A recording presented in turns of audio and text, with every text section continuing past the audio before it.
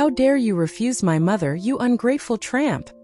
my husband yelled as he smashed a ceramic plate against my head. All because I wouldn't hand over my condo to my mother-in-law or pay her $5,000 every single month. I slowly stood up and said calmly, "You have no idea what I'm capable of." The second those words came out of my mouth, everybody went pale.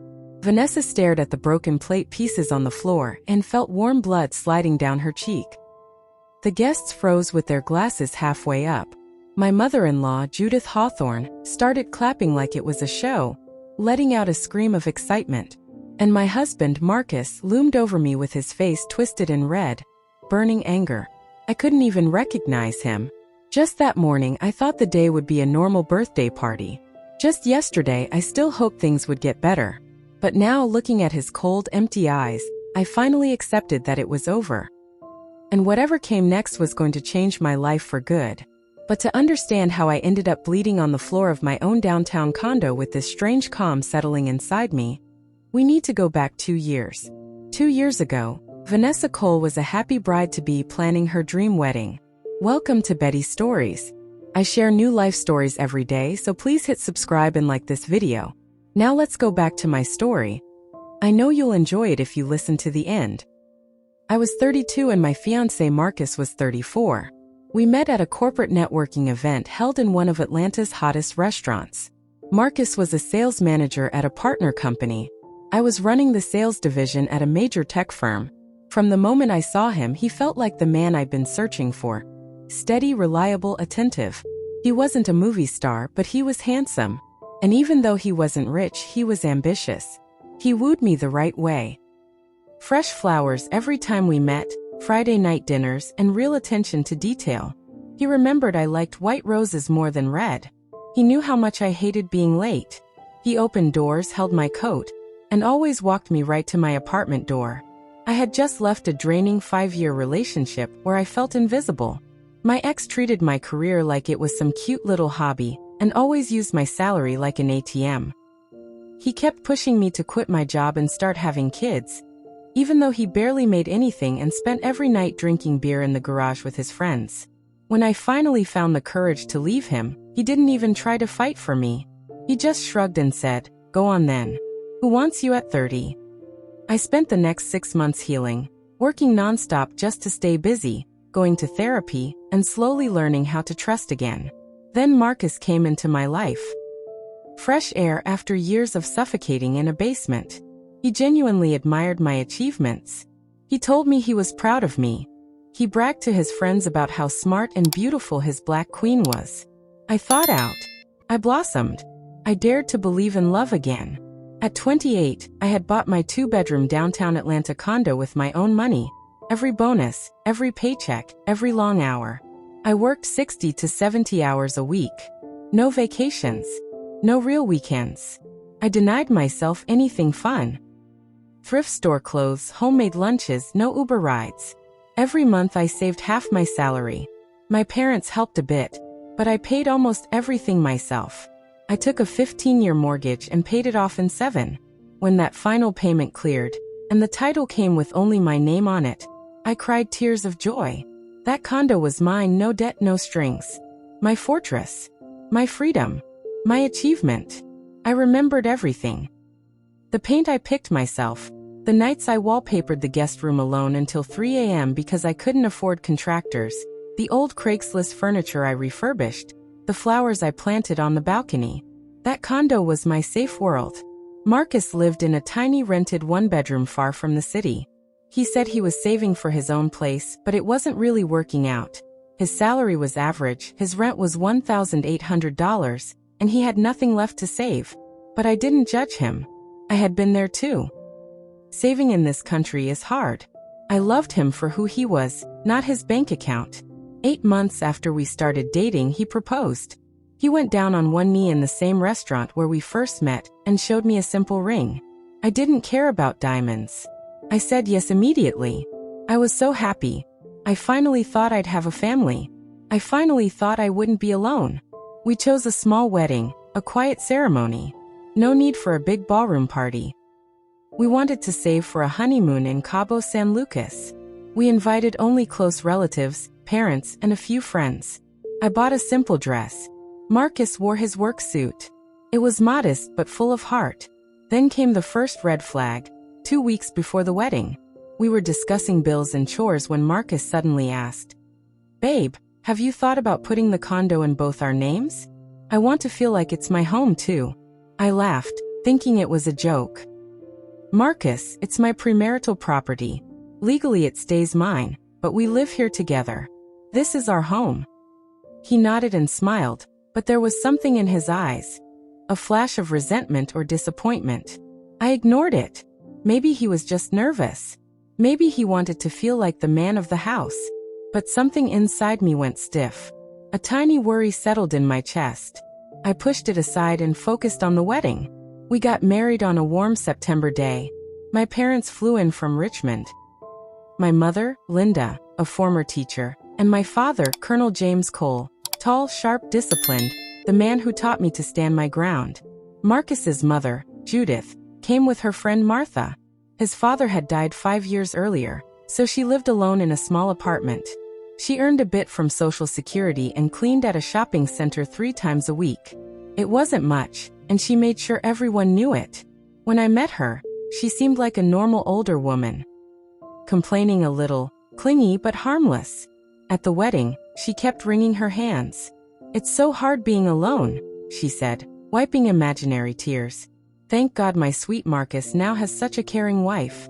She looked at me with a strange, calculating smile. I smiled back, clueless. I thought she was just happy for her son. I even promised myself to be good to her. After a simple reception at a local cafe, Marcus and I left for our honeymoon. It was beautiful. Beach days, ocean swims, and lovemaking every night. He was sweet. I felt happy. I finally had my own family. Our first 3 months were peaceful. Marcus moved in immediately. He only had 2 duffel bags, clothes, shoes, laptop, and books. He ended his rental. "Why pay rent when we have this beautiful condo?" he'd say, kissing my forehead. We decorated together. New bedding, new curtains, framed photos. We rearranged furniture, joked about lamp placement, watched movies under a blanket, walked in the park on Sundays, fed ducks, grabbed coffee. I worked long hours, leaving at 8 a.m., coming back around 7 or even 9 p.m. Marcus worked late too but had a more flexible schedule. Sometimes he got home early and brought takeout, rotisserie chicken, salads, pizza. Sometimes I stopped by the grocery store and cooked something quick. We were both tired. Cooking full dinners every night wasn't realistic. I earned double what Marcus earned, $10K net per month. He made around $5,000. He didn't seem bothered. We split groceries and HOA fees evenly. I knew it was hard on him. Half his salary was gone before the month even started. But he never complained. He said he'd get a promotion soon. Then Judith started visiting. At first once a week, then twice, then every other day. Then almost daily, always unannounced. I'd return from work exhausted and find her in my kitchen. "Oh, Vanessa's home," she'd say, not even turning her head. "I made my poor Marcus some soup. You never cook him real meals." I swallowed my irritation and kept quiet. But she kept pushing, opening my fridge, judging the contents. "My poor Marcus, you're getting so thin," she'd say while taking out my yogurt. "Vanessa, don't you cook at all? A man needs food." Meanwhile, I was working until 9 p.m. I earned more than her son. Marcus ate everything without complaint. But Judith acted like I was failing as a wife. "In my day, women worked like dogs and kept the home perfect," she'd lecture, drinking from my best mug. "But you always working. A family should come first." Marcus just sat there eating salad. I clenched my jaw and kept quiet. I didn't want to fight. I hoped she'd adjust. But she didn't. Then came the money hints. "Oh, my blood pressure meds ran out. I need $300. My sweet Marcus, can you help your mother?" Marcus always paid. At first I didn't mind. It was his mom. But soon the requests grew. $2,000 for a plumber, $2,000 for a winter coat, $1,000 for a new TV, $500 for boots. Marcus fell into debt. Payday loans, borrowing from colleagues. 4 months after the wedding, He asked me for $2,000. Babe, I promised Mom for her medication. I was shocked. Marcus, you give her half your salary. This can't continue. She's my mother, he said. She needs me. I'm not saying abandon her, but this is too much. Are you giving me the money or not? He snapped. I sighed and gave him the money. Then another $2,000. Then another $1,000. I knew it was wrong, but I didn't know how to stop it. Marcus was becoming angry, short-tempered, slamming doors. Our relationship was falling apart. Judith visited more and demanded money each time. Then came the big one, 6 months after the wedding. I came home from the gym and found her in my kitchen again. Vanessa, we need to talk, she said with a sharp voice. I sat down nervous. I've thought about this, she said. Since you're married to Marcus, you are part of our family. And in our family we help each other. I stayed quiet, heart pounding. I'm struggling. My income is small. Marcus helps, but it's not enough. You earn over $100,000 a year. Then she said it. I want you to send me $5,000 every month. I stared at her. $5,000? Every month? Marcus already agreed, she added. He thinks it's fair. I was speechless. That was almost half my income. Well, you don't mind, do you? She pressed. Your condo is paid off, you have no mortgage, you live like a rich woman while I starve. Judith, that's half my salary. I have bills too, I said. She sneered. So that's it? You spend on makeup and clothes while your mother-in-law lives on bread. That's not what I said. $5,000 is a huge amount. It's huge for you, she snapped. But it's the bare minimum for me. I'm not asking for $1 million, just $5,000. Marcus said you'd agree because you're such a kind girl. Anger burned in my chest. Marcus had promised her MY money behind my back. I need to think about it, I said. And talk to Marcus. There's nothing to think about, Judith barked. A good daughter-in-law doesn't think, she helps. Martha's daughter-in-law is a real treasure, Judith began, lifting her chin proudly. She does everything for her mother-in-law. Sends money, buys gifts, even takes her on vacation. And you? She let the rest of her sentence fade, pressing her lips together like she was disgusted. I stood up slowly. Judith, I need to rest. This conversation is over. She left immediately, slamming the door like she was acting in a movie. I stayed in the kitchen alone, my hands shaking. I was furious. $5,000 a month? It was insane. Judith already had a check coming in and a side job. She wasn't starving. Why did she need another $5,000 from me? When Marcus came back from work that evening, I didn't even let him take off his jacket. Marcus, your mother came today. She demanded that I pay her $5,000 every single month. Did you know about this? He lifted his hands, guilty. Well, Mom asked. I said I'd talk to you. I thought you wouldn't mind. You thought I wouldn't mind giving her $5,000 every month? Marcus, are you being serious right now? Babe, you have it. You're not broke. It's not about being broke, I snapped. It's a huge amount of money. Your mother isn't starving. But she's struggling, he insisted. She's alone. You've seen how she lives. She has just her check and that part-time job. I help her all the time. Why not another $5,000? She deserves to live comfortably. She never enjoyed life. She worked 3 jobs to raise me. She sacrificed everything. Now it's my turn to take care of her. I stared at my husband and couldn't recognize him anymore. Where was the loving, thoughtful man I married? Fine, I sighed heavily. How about this? I'll give her $1,000 a month, temporarily, until she gets better work or until you get your raise. He scoffed. $1,000, babe? That's nothing. It's not nothing. It's a lot. If you want her to get more, then you pay it. We exploded into a huge argument. Marcus slammed the door and left to sleep at his mother's house. He only returned the next morning, quiet and cold. I hadn't slept a minute. For the first time, I seriously questioned my marriage. Still, I started sending Judith $1,000 each month. She accepted it with a sour expression, always hinting it wasn't enough. $1,000? She'd say, lifting her eyebrows like she was insulted. Well, it's something, I guess. Marcus became moody and distant. The atmosphere in the house turned heavy and cold. We barely spoke. Evenings were silent. Me with my laptop, him on his phone. Sex disappeared. We stopped kissing good morning. We became strangers living in the same condo. Then the unannounced visits began. Judith would appear at any time, day or night. I later learned Marcus had secretly given her a copy of our front door key. I'd come home exhausted and find her in my kitchen, going through the fridge.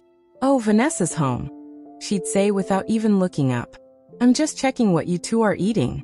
Nothing but processed food. Marcus will get sick from this." Sometimes she wandered into our bedroom and opened my drawers. "Oh my God, look at all these clothes you have," she'd mutter. "And Marcus is wearing old shirts. Aren't you ashamed?" I protested, but Marcus always defended her. "She's my mom. Don't be cold. She's just worried about us." One day I came home and nearly fainted. Judith had rearranged the entire living room. The couch was against a different wall. The armchair was by the window. The rug was rolled up and shoved somewhere. "It's cozier this way," she declared proudly. "I know best. I'm older. I have taste." "Judith, this is my condo," I snapped. "It's our condo," she shot back coldly. "Marcus lives here. Or are you saying my son is a stranger in his own home?" Marcus sided with her again. "Why are you overreacting about furniture? It looks fine." And that's when I realized I was becoming a stranger inside my own home. Then 1 year after the wedding, Judith gave her biggest demand yet. It was a normal Wednesday evening. I came home drained from tough client meetings. Marcus was on the couch watching football. Judith was in the kitchen with her friend Martha, drinking tea and eating my candy. "Vanessa, sit," Judith ordered. "We need to talk." I sat down, already sensing trouble. "I've kept quiet long enough," she began dramatically. "You live in a luxury 2-bedroom downtown condo, and I live in a tiny 1-bedroom in a rundown building with no elevator. It's unfair." I stayed silent, fists clenched under the table. "I want you to sign this condo over to me. Or to Marcus. It doesn't matter which. What matters is it belongs to the family, not just to you." My whole body went cold. "Judith, are you out of your mind? This is my premarital property." "So what?" she snapped. "Marcus is your husband. Everything the wife owns should belong to the husband. That's how it should be." Martha nodded quickly. "She's right. My daughter-in-law signed everything to my son from day one. A good girl understands family unity." I turned to Marcus. He sat in the living room, back toward the kitchen, but he heard everything. "Marcus, are you hearing this? Say something." He turned around slowly. "Well, Mom isn't asking for herself. It's for us. For our future." "What future? This condo is mine. I bought it with my own money before the marriage." "But we're a family now," Judith insisted. "Or are you saying you don't trust my son?" "It's not about trust. It's about the fact that this is my asset. I'm not transferring it to anyone." "Uh-huh," Martha hissed. "So you don't trust him? You're afraid he'll take it?" "Take it? This whole thing is ridiculous." Judith shot to her feet, face red. "Ridiculous? You're ungrateful and selfish. My son married you, lives with you, and you won't even give him a corner of your home. He lives here for free." "I pay for everything," I replied calmly. "Then sign it over to him," she shouted. "If you love him, sign it." I felt my anger go cold and sharp. "No. I will not sign the condo over to Marcus or to you. We're done talking." "Marcus!" Judith shrieked. "Do you hear how she talks to your mother? Are you going to tolerate this?" Marcus stood up and came to the doorway. "Babe, maybe you should think about it. At least sign half over to me." "No. Not a share. Not a piece. This condo is mine. Period." Judith and Martha exchanged a chilling look. "Fine," Judith spat. "We'll see about that." They stormed out. Marcus stayed silent, turning away from me. That night I went to bed with a heavy heart. Something bad was coming. I could feel it.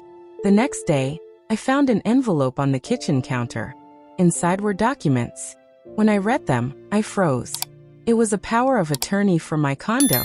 The signature looked exactly like mine, but I had never signed anything. My body went ice cold. Marcus was in the living room watching TV, like nothing was wrong. "Marcus, what is this?" I asked, holding the papers. "It's the power of attorney. Mom said to get it done." "You forged my signature? I thought you wouldn't mind." "I do mind. This is illegal. This is document fraud. This is a felony." "Don't yell. Mom meant well." I tore the paper into pieces, shaking with rage. "If this ever happens again, I'm going to the police. Do you hear me?" Marcus said nothing, but something dark flashed in his eyes. Right then I knew. I was in serious danger.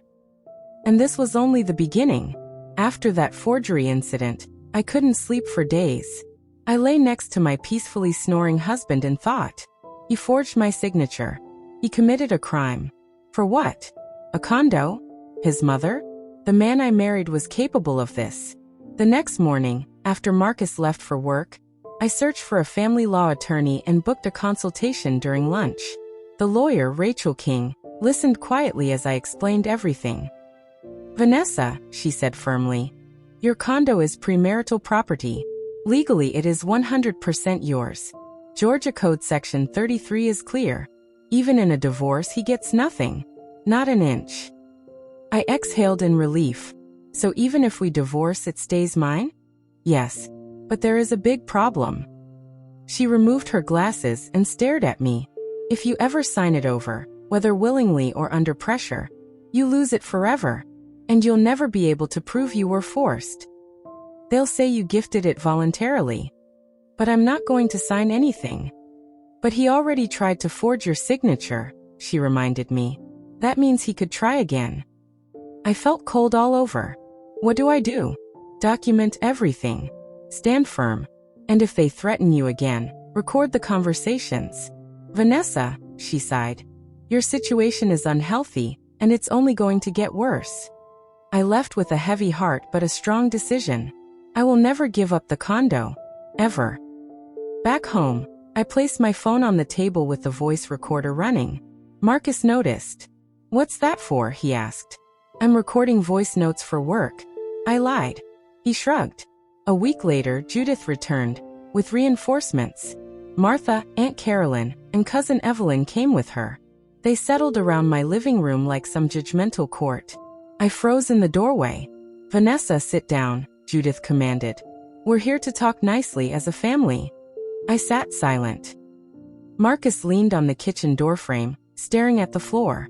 "Listen, darling," Aunt Carolyn began. "We've all talked. It's not right. Marcus lives in this condo but has no ownership. A man needs to feel like the head of the house." "That's true," Martha chimed in. "Back then, wives signed everything to their husbands. That's how it should be." "My granddaughter's husband doesn't even work," Evelyn added proudly.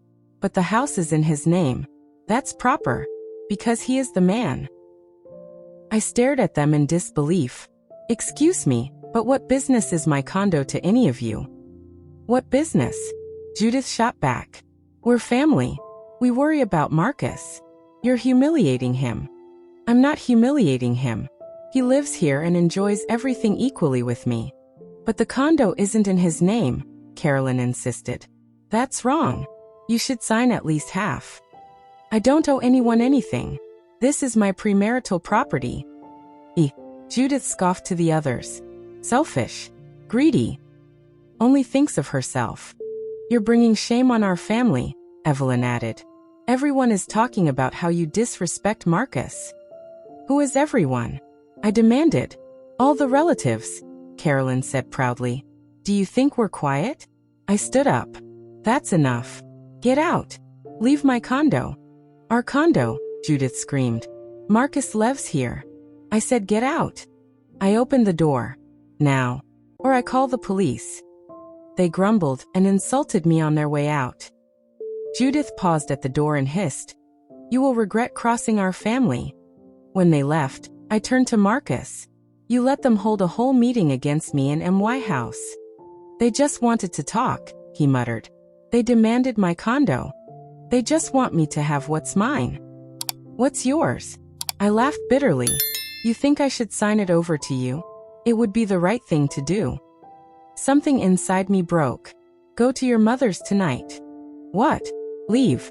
I need space. He left, slamming the door. I sat on the couch and cried, not from weakness, but from heartbreak. I believed in this marriage so much. And this is what I got, a mama's boy and a manipulative mother-in-law trying to drain me dry. The next day at work, I got a strange anonymous email from someone at Marcus's company. Vanessa, your husband plans to hire a lawyer to sue you for a share of your condo. He thinks he has grounds. Be careful. I read it 3 times. So they were preparing for war. I went back to Rachel King. She shook her head. Let them file. They'll lose. But it will be stressful. Divorce court is ugly. Are you ready for this? Do I have a choice? Vanessa, she said softly, woman to woman, get a divorce before it gets worse. This marriage is toxic. But I love him, I whispered. Then realized. I didn't love this version of him. I loved the man he used to be. Love is not a reason to accept abuse, she said. At home, Marcus was practically living with his mother, only coming home to sleep. We didn't talk. We didn't eat together. We didn't touch each other. Our marriage was dead. But part of me still hoped for a miracle. Then February came, Marcus's 35th birthday. Judith insisted on a big celebration. I don't want to host anything, I said. It's my birthday, Marcus begged. Just this once. He sounded desperate. I agreed. I spent Saturday cooking, decorating, spending $800 on groceries.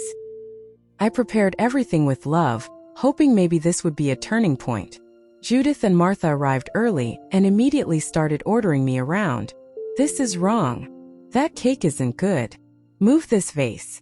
I kept quiet. Guests arrived at 7. My parents flew from Richmond. My father instantly noticed the tension. He watched Judith bossing me around while Marcus ignored everything. Is everything all right, sweetie? He whispered. Yes, Dad, I lied. Marcus's relatives kept giving me judgmental looks. Judith clearly filled their heads with lies. I sat quietly through the party. Then the hints began. Some daughters-in-law respect their elders, Martha said loudly. They sign everything over, Carolyn agreed. Judith stared right at me with a smug smile. I clenched my fists under the table. Mom squeezed my shoulder to calm me. Dad sat tall, watching closely. Then Judith stood up with a glass. I want to toast my son, she declared. I gave my whole life to you, Marcus. Now I expect you to take care of me and your wife too. Everyone clapped. I did not. After the toast, Judith leaned toward me and said loud enough for others to hear. Vanessa, let's finish this condo issue now. Will you agree to sign it over to Marcus or me? We can go to the notary tomorrow. I stared into her eyes. No warmth. No humanity. Just greed. No. What? No. I will not sign the condo over. And starting today, I'm stopping the $1,000 payments. I'm done. I can't do this anymore. Judith went bright red. She gulped her entire drink, then stood so fast her chair fell. Marcus, she screamed. Your wife refuses to support your mother. On your birthday. The whole room went silent. Even the music seemed to stop. Marcus got up slowly, his face dark red. He walked toward me and a cold fear shot through my chest. My father rose to his feet, but my mother pulled him back. Vanessa, Marcus growled through clenched teeth, standing right in front of me. I'm asking you one last time. Will you sign over the condo? No. And the $5,000? Will you pay it? No. Not a cent. This is blackmail. The guests watched in stunned silence. You greedy, selfish brat, he whispered angrily. My mother sacrificed her life for me, and you can't even help her. Helping is different from supporting her lifestyle, I said. I'm not obligated to give half my salary to your mother. She's not starving. Marcus, Judith shrieked. Show her who's boss. She doesn't respect you. And something snapped. Marcus grabbed a heavy ceramic serving plate from the table. Before I even realized his intention, it was too late. He swung it with all his strength and smashed it against my head. I heard a dull crack. The plate shattered. I fell to the floor. A blinding pain filled my skull. Warm blood ran down my face. "How dare you refuse my mother, you ungrateful tramp!" he roared over me. The guests gasped. Some women screamed, but no one moved to stop him. Judith began clapping. "Yes, that's how you handle disobedient wives," she shrieked. Martha smirked. Carolyn nodded proudly. "Now she'll learn," Evelyn said. I lay on the floor, bleeding, my head throbbing, but inside me everything was still. Cold, clear, sharp. I slowly lifted my head and looked at Marcus, red-faced, shaking with rage. Then at Judith, still clapping. Then at the guests, silent and pretending they saw nothing. And finally, I looked at my father. Colonel Cole stood with clenched fists, his face white with rage, eyes like ice. He stepped forward, but I raised my hand to stop him. Not yet. This was my moment first. I pushed myself up very slowly, blood dripping down my dress and onto the floor. I wiped my face. My palm came away red. My eyebrow was split open. Or maybe it was my temple. Honestly, it didn't matter.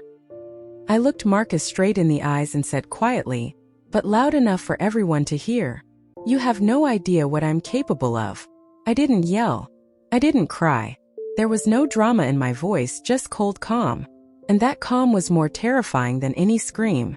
Marcus's face went pale. He took a step back. Something in my eyes scared him. Judith stopped clapping. Her smile slowly disappeared. The guests went quiet. Everyone looked shocked. Even Martha, who had been cheering him on a minute ago, suddenly shrank back. Because in that moment they all understood something. Vanessa wasn't going to cry. She wasn't going to beg. She wasn't going to take this anymore. Something had snapped. Something had changed. From that second, it was a completely different game. I turned around without a word and walked to the bedroom. Behind me, I heard their voices. "She's just offended. So sensitive. Marcus did the right thing.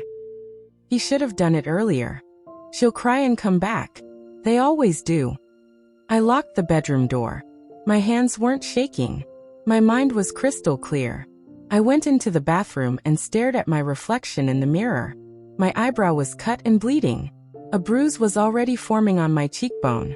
Good, I thought. It's all visible. I took several photos from different angles. The cut eyebrow, the blood, the bruise. Then I opened the door a crack and snapped a picture of the broken plate on the floor. Everything was recorded. The evidence was ready. Then I opened the closet and pulled out a duffel bag. Calmly, step by step, I started packing. Important documents. Passport. Marriage certificate. Condo title. All the condo papers. Bank cards. Laptop and chargers. A change of clothes. A makeup bag with basics. Cash. The $3,000 I had saved just in case. A flash drive with important files. That was everything I needed. I sat down on the bed and called 911. The operator picked up. "Police, what's your emergency?" "My husband just assaulted me," I said calmly. "I need officers dispatched." No shaking voice. No crying. Just facts. They asked for my address. I gave it. Then I hung up and called the non-emergency number for medical help. "EMS, how can I help you?" "I need medical attention. Physical injuries. Battery." I gave the address again, then hung up. Next, I called my lawyer, Rachel King. She answered after a few rings. It was late Saturday evening, her day off. "Hello, this is Rachel." "Hi, Rachel. It's Vanessa Cole. I came to see you about the condo." "Yes, I remember. What happened?" "There was an incident today. My husband assaulted me in front of witnesses. He hit me on the head with a plate. I've already called the police and EMS. I need urgent advice. Can I come in tomorrow morning?" Her voice changed immediately, becoming sharp and professional. "Vanessa, I'll see you at 9 a.m. tomorrow. For now, the most important thing is to document everything officially. Police, medics, a report. Did you take photos?" "Yes. Several." "Excellent. Don't agree to anything. Don't accept. Let's settle this peacefully. This is a crime. We'll go over everything tomorrow.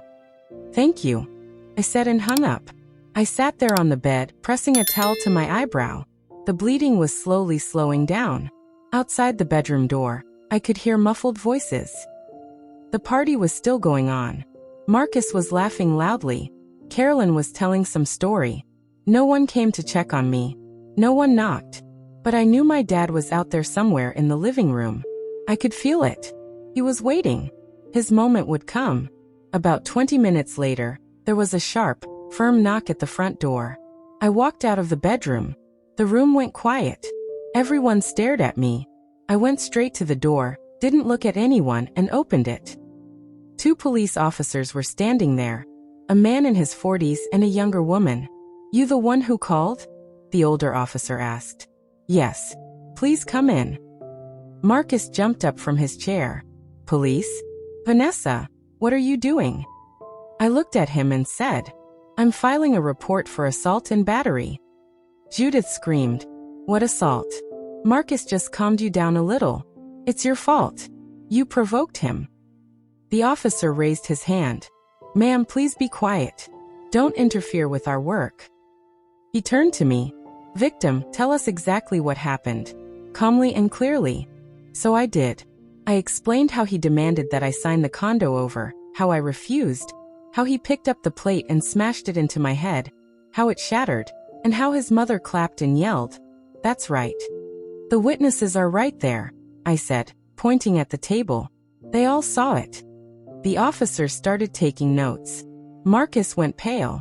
Vanessa, you're not really going to do this, right? It was just a fight. Just family business. This is not family business, I answered coldly. This is a crime. Battery is a crime. The doorbell rang again. I opened it and the paramedics came in. The EMT, a woman in her 50s, examined me carefully. Laceration at the eyebrow, about 2 centimeters. Bruising and swelling on the side of the head.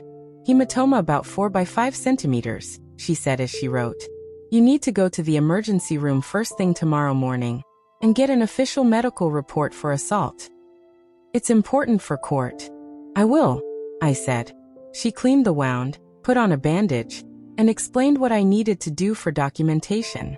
Meanwhile, the police were finishing the report and questioning the guests. Marcus's aunts mumbled vague things, avoiding eye contact. Well, we didn't really see. The music was loud. Maybe she fell. Martha stared into her plate, silent. Judith screamed. It's all lies. Marcus didn't hit her. She fell on her own. She's making it up to frame him. The officer answered dryly. Ma'am, there are witnesses. There is medical proof. There's a cut and a hematoma. And there are broken plate pieces on the floor. Your version doesn't match the physical evidence. Your statement is on record, but it doesn't add up. They informed Marcus that he would be charged with domestic violence. Depending on the final report and injuries, it could be a misdemeanor or a felony, with a fine or even jail time. Marcus was shaking. His face had gone from red to gray. I didn't mean to. I just snapped. She pushed me to it. You can explain that to the detective, the officer replied. The guests started leaving one by one, quickly, quietly, without looking at me, without saying goodbye. The aunts grabbed their bags and hurried out. The cousins vanished in seconds. Martha and Carolyn slipped away without even saying goodbye to Judith. The party was over.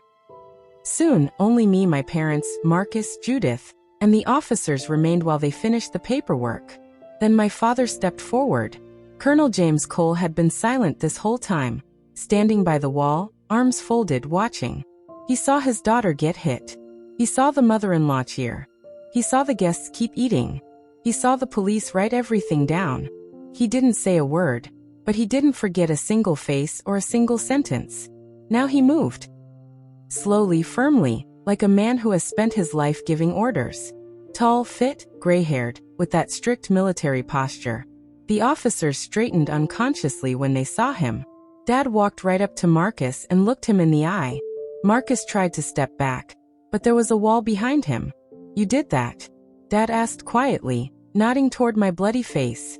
Marcus opened his mouth, but no sound came out. He gave the tiniest nod. Good. Dad said softly. His voice was low, but the whole room froze. Even the officers stopped writing. We're going outside, he said. It wasn't a suggestion. It was a command. Dad grabbed Marcus by the collar and marched him toward the door. Marcus tried to pull back, but my father's grip was like steel. The officers exchanged a quick look, but didn't interfere.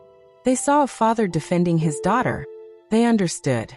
The door closed behind them. A minute later, we heard dull thuds in the stairwell. 1, 2, 3. Marcus's voice. I'm sorry. I didn't mean it. I won't do it again. My father's voice, calm, cold. You will answer for what you did to my daughter. For every drop of her blood. More hits. Measured. Controlled. Professional. My father had served 30 years. He knew exactly how to hit so it hurt but didn't break bones. Then silence. The door opened again. Dad walked in, completely calm, hands relaxed at his sides. Not even a scratch on his knuckles. Marcus came in after him, limping, clutching his ribs. His nose was bleeding, his left eye was swelling, his lips split. Sit down. Don't move, Dad ordered.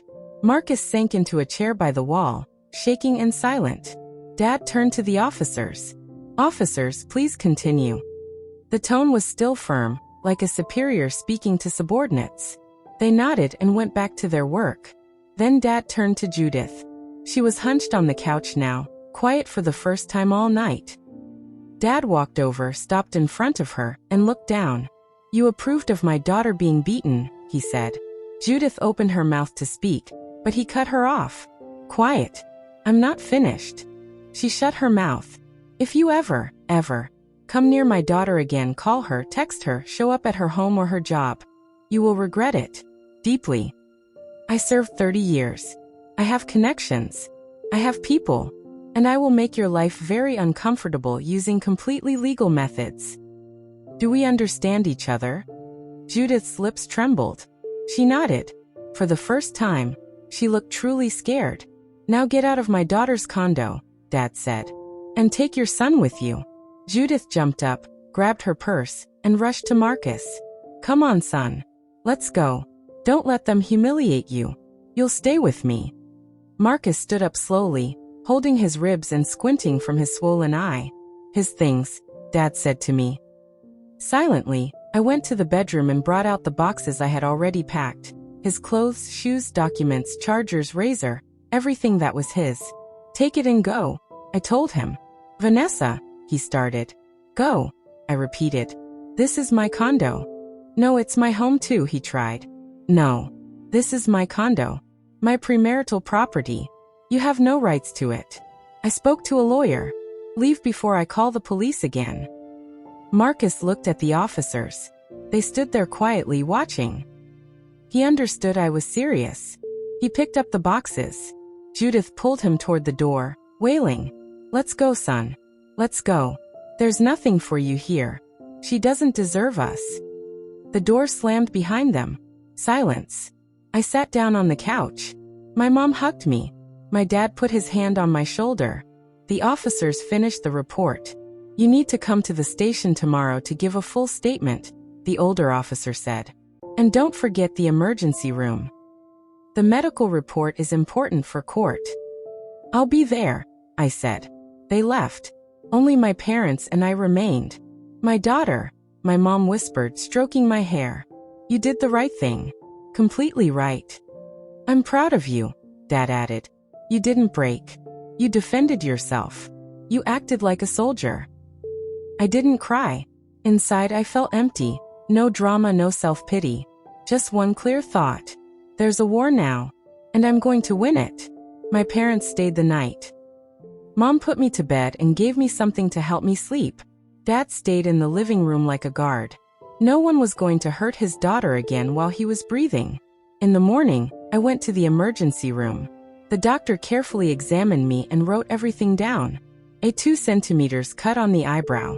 Head contusion. A 4 by 5 centimeters hematoma on the temple. All of it was documented. I left with an official medical report. Then I went straight to my lawyer. Rachel King listened to the whole story, nodding. Vanessa, you handled everything perfectly, she said. Here's what we do next. First, you file for divorce. Today. Second, you ask for a restraining order so your husband can't come within 300 feet of you. Third, freeze all joint accounts if you have any. We have one debit card for shared expenses, I said. About $40,000 is in there. Withdraw it immediately, she said. It's your money. You have the right. The court can sort it out later, but for now take it. I left her office and went straight to the bank. I withdrew all $40,000 from our joint account, moved it into my personal account, and closed the joint card. An hour later, Marcus found out. He started calling from different numbers, texting nonstop. You stole my money. Give it back now. I'm going to sue you. I didn't reply. I blocked every number. That evening, Judith came banging on my door, screaming, "Thief! Give my son's money back. Open the door. I know you're in there, you witch." I called the police again. A patrol officer arrived, wrote a report for disturbing the peace, and gave her a warning. "Ma'am, if you do this again, we'll file charges. Leave her alone." Judith left, cursing all the way down the hallway. The next day, Monday, I filed for divorce. In the reasons section, I wrote, "Domestic violence." I attached copies of the police report, my medical papers, and the photos. The judge scheduled a hearing for a month later. I also filed for an emergency restraining order asking the court to keep Marcus at least 300 feet away from me at all times. The court reviewed it immediately and approved it. Marcus was officially forbidden from contacting me or coming near my home or workplace. But he still didn't stop. He started hanging around outside my office and my building. Every time, I called security or the police. After the third violation, he was fined $1,000 and warned that the next time, he'd go to jail. Judith tried going around me and called my parents. She somehow got their number and cried on the phone. "Your daughter destroyed my family. She threw my son out of his own home. She stole our money." My mom calmly answered, "Judith, my daughter is protecting herself from an abuser. Your son hit her in front of witnesses. If you keep calling, I'll contact the police." Judith never called them again. Marcus tried to go after my condo in court. He filed to divide property and demanded half of it, saying he was married to me and helped maintain it. I went to court with Rachel. "Your Honor," Rachel said, standing at the podium. "This condo was purchased by my client before the marriage. It is premarital property. Under Georgia law, property owned by a spouse before marriage remains their separate property and is not divided." Marcus tried to argue. "But I lived there. I paid HOA fees. The defendant has not presented any proof that he invested in improvements to the condo," Rachel continued. "Utility and HOA payments were mainly made by Ms. Cole. This is confirmed by bank statements. There were no major renovations. The furniture and appliances were bought before the marriage, also confirmed by receipts." The judge looked over the documents, then looked at Marcus with clear irritation. "Motion denied," the judge said. "The condo is the sole property of Ms. Vanessa Cole and is not subject to division. Next case." Marcus walked out of the courtroom looking gray and crushed. Judith clutched her chest, wailing, "How can this be? How can it not be his? He was her husband." But they still didn't stop. A week later, Judith showed up at my job. She slipped past security and burst into my office. "You ruined my son's life," she screamed. "He's sleeping on the floor in my tiny apartment. He has nowhere to live. Give him the condo back." I pressed the security button. "Judith, leave this building right now or I'm calling the police." "I'm not leaving until you give him the condo back." Security arrived and physically escorted her out. I filed another police report for harassment and threats. Judith was given an official warning. Next time would mean criminal charges. A month passed. Marcus still lived with her. I later heard from a mutual acquaintance that they fought all the time. Judith screamed at him, "You're a parasite, not a man.